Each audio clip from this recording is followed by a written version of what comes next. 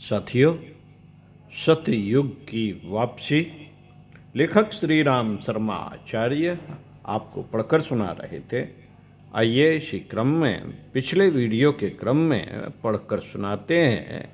पुस्तक के पृष्ठ 17 से समस्याओं की गहराई में उतरे। आइए सुनते हैं। साथियों, इन दिनों की सबसे बड़ी तात्कालिक समस्या यह है कि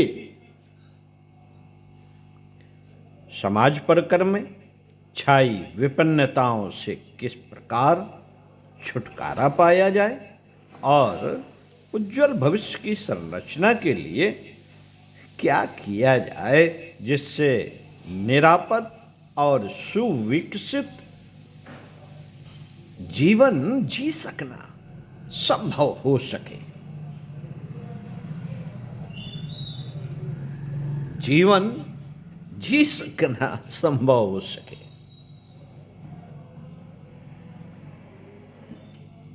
प्रश्न है साथियों,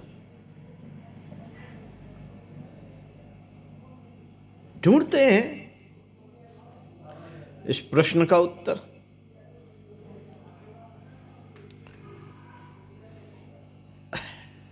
समाज विज्ञानियों द्वारा प्रस्तुत कठिनाइयों का कारण अभावग्रस्तता को मान लिया गया है। इसी मान्यता के आधार पर यह सोचा जा रहा है कि साधन सुविधाओं वाली संपन्नता की अधिकाधिक वृद्धि की जाए, जिससे अभीष्ट सुख साधन उपलब्ध होने पर प्रसन्नता पूर्वक रहा जा सके।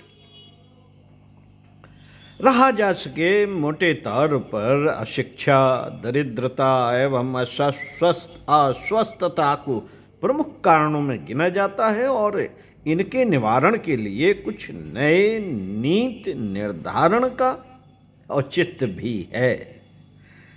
पर देखना यह है कि वस्तु स्थिति समझे बिना और वास्तविक व्यवधानों की तह तक पहुँचे बिना जो प्रबल प्रयत्न किए जा रहे हैं या किए जाने वाले हैं, वे कारगर भी हो सकते हैं या नहीं।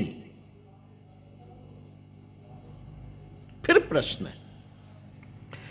दरिद्रता को ही लें। मनुष्य की शारीरिक मानसिक समर्थता इतनी अधिक है कि उसके सहारे अपना ही नहीं, परिकर के अनेकों का भली प्रकार गुजारा किया जा सके और बचत की सामाजिक आवश्यकताओं की पूर्ति कर सकने वाले पुण्य परमार्थ में भी लगाया जा सके। प्रगतिशील जनों में से असंख्यों ऐसे हैं जिनके पास न तो कोई पैतृक संपदा थी और न बाहर वालों की ही कोई कहने लायक सहायता मिली। फिर भी वे अपने मनोबल और पुरुषार्थ के आधार पर आगे बढ़ते और ऊंचे उठते चले गए। सफलता के उस उच्च शिखर पर जा पहुंचे जो जादुई जैसा लगता है। वस्तुतः उन सफलताओं के पीछे एक रहस्य काम कर रहा होता है कि उनने अपनी उपलब्धियों का सुनियोजन किया और बिना भटके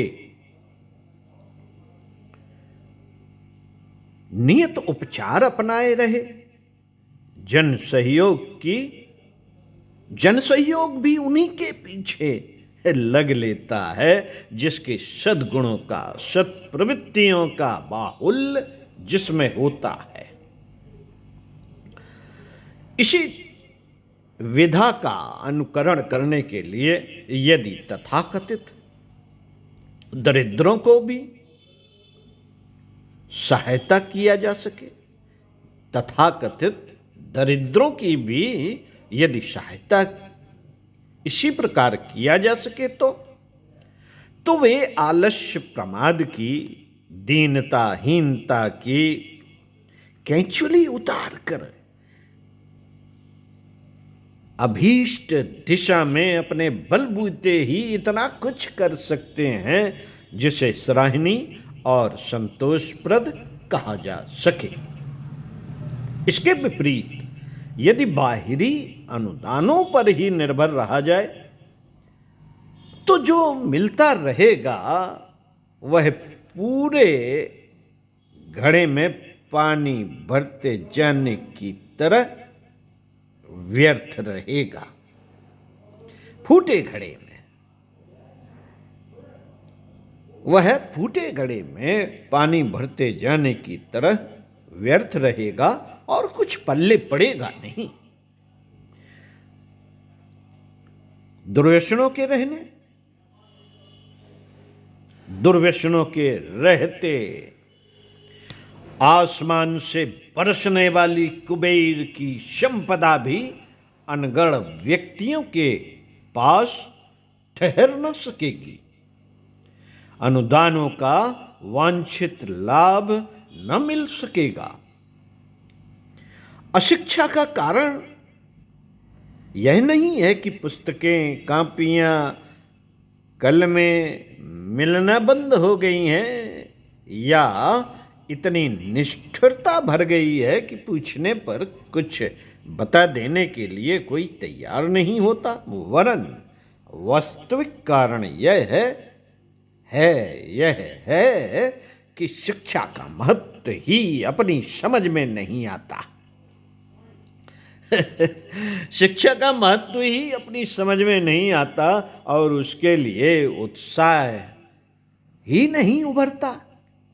पिछड़े क्षेत्रों में खोले गए स्कूल प्रायः छात्रों के अभाव में खाली पड़े रहते हैं और नियुक्त अध्यापक रजिस्ट्रों में झूठी हाजिरी लगाकर खाली हाथ वापस लौट जाते हैं।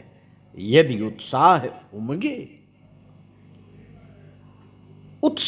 उमगे तो जेल में लोहे के तसली की पट्टी और कंकड़ की कलम बनाकर विद्वान बन जाने वालों का उदाहरण हर किसी के लिए वैसा ही चमत्कार प्रस्तुत कर सकता है। उत्कंठा की मना स्थित रहते सहायकों की सहायता की कमी भी रहने वाली नहीं है। समर्थता व्यायाम शालाओं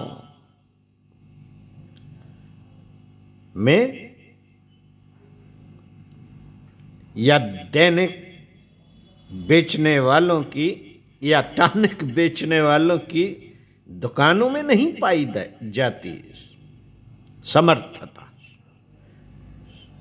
समर्थता व्यायाम शालाओं में या टॉनिक बेचने वालों की दुकानों में नहीं पाई जा सकती। उसके लिए संयम, साधना और सुनियोजित दिनचर्या अपनाने से ही अभीष्ट उद्देश्य की पूर्ति हो सकती है। दूसरों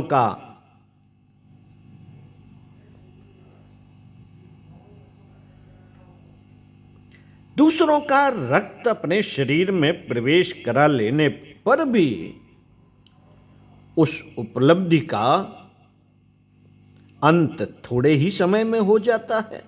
अपने निजी रक्त उत्पादन के सुव्यवस्थित हो जाने पर ही काम बनता है। अधिक उत्पादन, अधिक वितरण के लिए किए गए बाहरी प्रयास जब तक सफल ना हो सकेंगे, जब तक कि मनुष्य का विश्वास ऊंचे स्तर का न उभारा ना जाए, ऊंचे स्तर तक उभारा ना जाए, भूल यही होती रहती है कि मनुष्य को दीन, दुर्बल, असहाय, असमर्थ मान लिया जाता है और उसकी अनगढ़ आदतों को सुधारने की अपेक्षा अधिक साधन उपलब्ध कराने की योजनाएं बनती और चलती रहती हैं।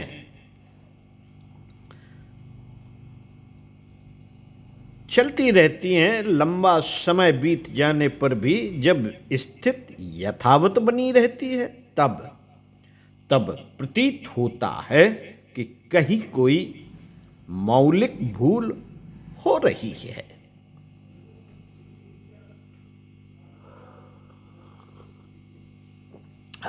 चाय भी पीते रहिए। कहीं कोई मौलिक भूल हो रही है।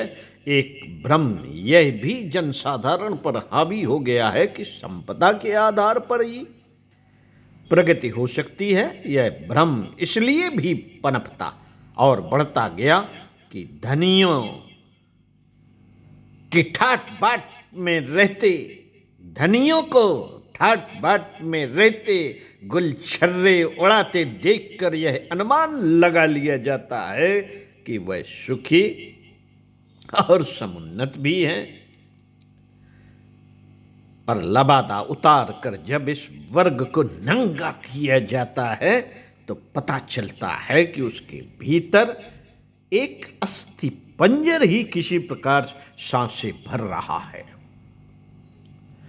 प्रसन्नता के नाम पर उन्हें चिंताएं ही खाए जा रही हैं। ईर्ष्या आशंका से लेकर अपने एवं अपनों के दुर्गुण दुर्व्यसन स्थिति को पूरी तरह उलट कर रख दे रहे हैं। यह स्थिति उन्हें औसत नागरिक की तुलना में कहीं अधिक उद्विग्न, रुग्ण और चिंतित बनाए रहती है। जीवन के आनंद का बुरी तरह अपहरण कर लेती है। मुड़कर देखने पर प्रतीत होता है कि जब तथाकथित शिक्षा का, संपदा का,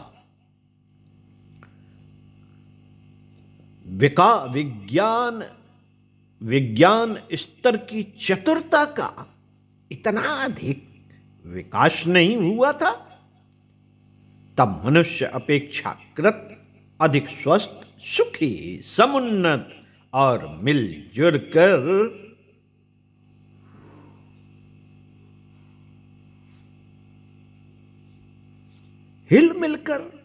मिलजुल कर मौज मनाने की स्थिति में था। बढ़ी हुई समृद्धि ने तो वह सब भी छीन लिया जिसे मनुष्य ने लाखों वर्षों के अध्यावसाय के सहारे सभ्यता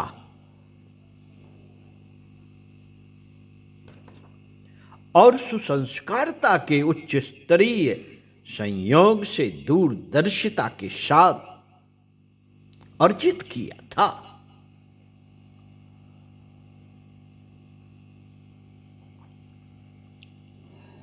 कहाँ सुविधा साधनों का यहाँ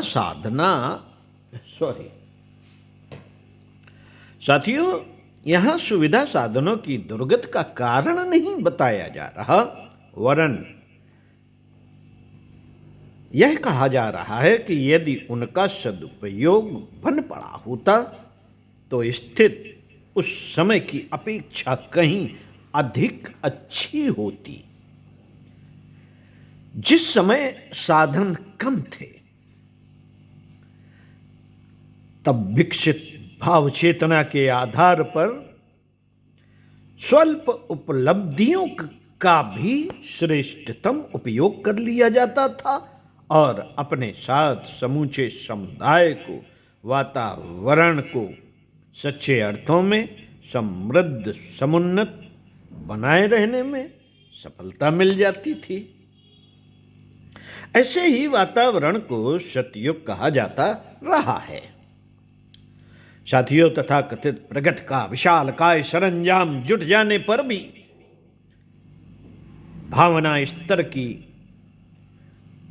अवगति का वातावरण क्यों घर बन गया, प्रश्न है। इसका उत्तर यदि गंभीरता से सोचा जाए तो तथ्य एक ही हाथ लगेगा कि बुद्धि भ्रम ने ही यह अनर्थ संजोए हैं। फिर क्या बुद्धि को कोसा जाए? नहीं, उसका निर्धारण तो भाव संवेदनाओं के आधार पर होता है। भावनाओं में नीरसता, निष्ठुरता जैसी उत्कृष्टताएं घुल जाएं तो फिर तेजाबी तालाब में जो कुछ गिरेगा, देखते देखते अपनी स्वतंत्र सत्ता को उसी में जला घुला देगा।